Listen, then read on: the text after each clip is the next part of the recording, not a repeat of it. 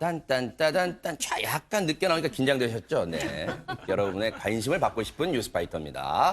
예전에 그 서부 영화 중에요. 황야의 무법자라는 게 있었어요. 그런데 이 사람들은 도로의 무법자라 해도 손색이 없을 것 같습니다. 영상 보면서 어찌된 일인지 살펴보겠습니다. 자, 자동차가 터널을 이제 막 지나고 있는데 속도가 보세요. 저 계기판 보세요. 160 막 쭉쭉쭉 올라갑니다. 근데 저 차가 깜빡깜빡 하더니 뭔가 신호를 보내는 건가요? 쏜살같이 이 차량 앞에서 보세요. 저 차 계기판에는 180이 훌쩍 넘어가고 있고요. 신호를 주는 듯 하더니 시야에서 저만큼 사라져가고 이 사람은 보세요. 옆에서 뭐 하는 거예요? 조수석에 앉은 사람은 마치 저 장면을 붕괴하듯이 옆에서 스마트폰, 휴대폰으로 찍고 있습니다. 저 속도가 쭉쭉쭉쭉 올라갑니다. 당시에 어느 정도였고 어떤 상황이었는지 현장 한번 들어보시고 이어가 보도록 하겠습니다. 이게 형이 좀 앞에 있었어. 근데 좀 많이 멀어졌네. 얼마 전에 스포츠 모드 같아.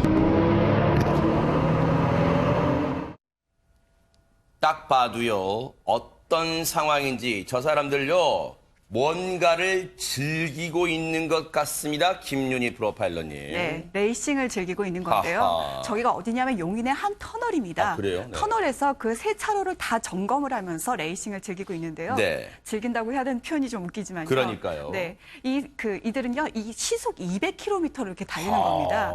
일명 그 롤링 레이스라는 건데요. 네. 롤링 레이스라는 게 뭐냐면 정속도 60에서 80km로 원래 달립니다. 그러다 네. 일정한 지점을 딱 지날 때 그 200속도, 급속도의 가속도로 속도를 해서 레이싱을 하는 건데요. 보통 이렇게 배기 소음이 큰 터널에서 주로 한다고 합니다. 아, 그래서 앞서 영상 보면 저 왼쪽 차로에 있던 차가 어느 순간에 깜빡깜빡 저렇게 비상등을 켜는 게 신호를 주고 저 때부터 속도를 올리겠다. 뭐 그런 사인을 주는 것 같아요. 최단비 변호사님. 그런데 이게 우리가 말로만 듣던 200이 이게 진짜 200이면 무시무시한 속도일 것 같습니다. 그렇죠. 저렇게 200으로 달리면 주변 사람들이 위협을 느끼는 것은 당연하고요. 그러니까요. 저렇게 고속으로 달리면서 사고가 발생할 수밖에 없지 않습니까? 그러니까요. 아니나 다를까 이 사람들 지난해 11월 3일 오후 11시 반쯤에요. 경기도 안산의 시화방조제에서도 이러한 거기 있죠, 레이스를 시화방조제. 벌였었는데요. 어허. 이런 시화방조제에서 레이스를 벌이면서 앞차를 들이받는 사고가 발생을 했습니다. 아이고. 그 당시에 아이고. 네, 보이시죠? 앞차를 들이받는 사고가 발생해서요. 앞에 있었던 사람들 굉장히 큰 부상을 입었고요. 이 사람들 이렇게 앞차의 사람들에게 부상을 입힌 것뿐만이 아니라요. 뻔뻔하게 이렇게 사고가 발생해서 본인의 차량에도 피해가 발생하지 않았겠습니까? 아. 그런데 이렇게 레이싱을 해서 사고가 나면 보험 처리가 되지 않아요. 아하. 이것을 알고 나서 마치 우연한 사고로 이러한 이 사고가 발생한 것처럼 해서 보험금을 1,400만 원이나 보세요. 받아챙기. 이렇게 들이받습니다. 이게 지금 피해 차량의 후방 블랙박스와 전방 블랙박스 같이 보여드리면 보세요. 저렇게 갑자기 저 피해 차량 뒷부분을 속도를 제어를 하지 못하고요. 들이받고 맙니다. 저 피해 차량 운전자는 당연히 부상을 심하게 당했겠죠.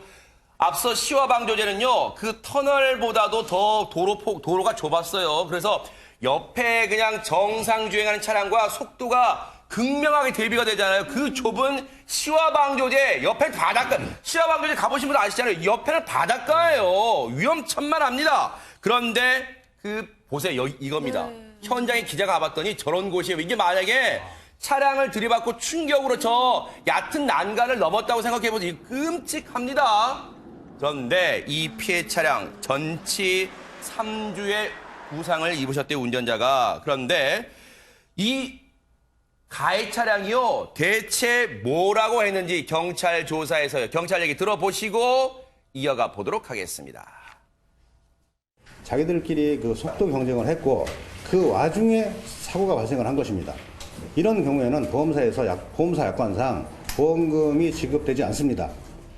피해자들은 그 사실을 알고 나는 일행 없이 혼자 그 목적지를 가던 중에 운전 부주의로 사고가 난 것이다라고 허위로 접수를 한 것이죠.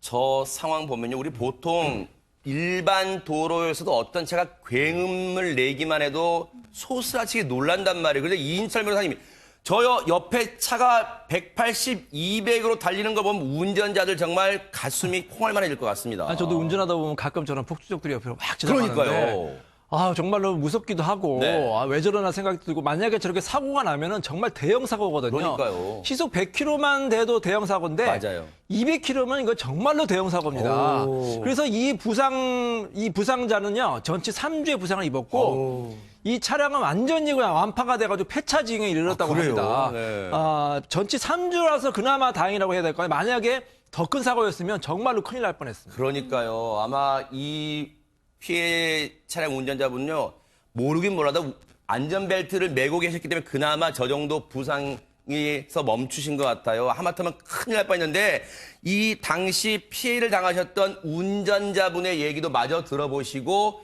이어가 보도록 하겠습니다. 엄청 놀랐죠? 놀랐는데 이제 한 옆에 차 레이싱화차 하나 지나가는 바람에 이제 그거 보고 나서 이제 뺑소니인 줄 알고 이제 경찰에 신고하고 이제 온몸 그냥 타박상 있고 눈 부위 차는 폐차 뒤에 아약 났고 그냥 자체 사회에서 없어졌으면 그런 존재들. 김동철 원장님, 이런 사람들이요, 한심한 것도 한심한 거지만 분노가 치미는 게요, 자기들 놀이터로 도로를 생각하다 남의 목숨까지도 앗아갈 뻔한 그런 사고를 냈어요, 지금. 예, 모든 차량이 뭐 그렇게 폭주 레이싱을 뭐 즐기는 차량이 있을 수는 있습니다만은 사실 이제 이분들이 어떤 분들이냐면 네. 동호회 자동차 동호회 회원들이시거든요. 동호회예요? 예, 또? 동호회 회원들인데 참. 이런 동호회가 뭐 다 그런 건 아니지만 일부에서 어떤 것들이 있냐면 네. 뭐 폭주 레이싱에 관계된 정보 공유를 되게 많이 하는 그런 사이트들이 있습니다. 네. 그래 거기에서 어떻게 보면 정보 학습이 이루어져서 네. 우리도 한번 해보자. 네. 자, 이런 것들이 하나의 습관처럼 만들어졌을 수도 있고 이게 네. 보여주기식 우월 학습에 관계된 거거든요. 근데 이런 네. 부분들이 분명히 있는 것 같고요. 네. 그리고 자신만의 쾌락을 좀 중심적으로 이제 가는 사람들이 있습니다. 네. 그래서 지금 현대 사회들이 어떻게 보면 쾌락 중심의 사회로 지금 좀 가고는 있는데 네. 개인주의적인 쾌락 중심. 네. 이게 타인들을 생각하지 않는 개인주의적인 이런 쾌락 중심의 문제들 때문에 네. 이런 문제까지도 이제 불거지는 것이죠. 지금 보면요, 동호회래요. 이런 동호회가 있으면 한심합니다. 한심해요. 정말 철딱서니가 없어요. 그런데 어떻게 이 동호회가 꾸려지고 했는지 그 과정, 경찰 얘기 들어보시고 이어가 보도록 하겠습니다. 피해자들은 경기 북부권에서 그 국산 자동차를 소유한 사람들로 그 구성된 자동차 동호회 회원들입니다. 이들은 경찰 수사를 피하기 위해 SNS 메신저를 통해 모임 장소를 공지하였고, 경찰 수사가 진행되는 와중에 이 동호회 그 사이트를 폐쇄한 것으로 확인됩니다. 근데 이번에 적발된 사람은 이 동호회의 회원 중 5명 일당이 적발된 거예요. 그런데 최단비 변호사님, 이 동호회가요, 회원 수가 127명. 그러면 이번에 적발된 사람 빼고도 나머지 100여 명이 어디에선가 또 똑같은 일을 벌일 수 있다 이런 생각도 듭니다. 맞죠. 거기에다가 이 동호회가 굉장히 조직적으로 운영이 되고 있습니다. 아. 일반적으로 그냥 서로 각자 아는 사람들끼리 연락을 한 동호회가 아니라요. 이 경찰이 확인해 본 결과에 따르면 이런 레이싱을 하니까 경찰 단속이 나올 거 아니에요. 그러니까 이런 단속을 피하기 위해서 뭐 SNS 메신저, 모바일 메신저를 이용해서 장소를 공지를 했고요. 네. 또 심야의 자유로 뭐 시화방조제, 네. 터널 등에서 소규모 레이싱을 즐긴, 그러니까 네. 경찰은 이러한 조직들이 굉장히 조직적으로 운영됐다 이렇게 보고 있습니다.